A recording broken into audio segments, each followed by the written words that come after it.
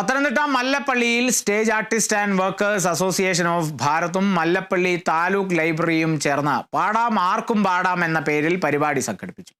Mallappally central സ്റ്റേഡിയത്തിൽ സംഘടിപ്പിച്ച പരിപാടി മുൻ MLA ജോസഫ് എം പുതുശ്ശേരി പാട്ടുപാടി ഉദ്ഘാടനം ചെയ്തു. സമൂഹത്തിൽ അറിയപ്പെടാത്ത ഗായകരെ പ്രായഭേദമന്യേ മുഖ്യധാരയിൽ എത്തിക്കുക എന്ന ലക്ഷ്യത്തോടെയാണ് പരിപാടി സംഘടിപ്പിച്ചത്.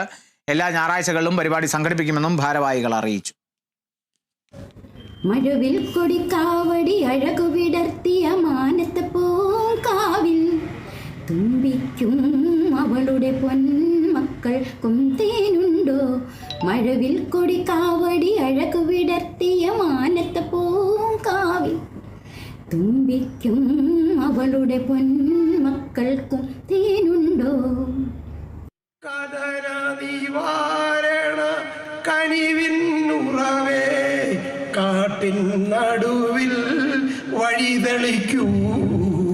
കദന നിവാരണ കനിവിന്നുറവേ കാട്ടിൻ നടുവിൽ വഴിതെളിക്കൂ.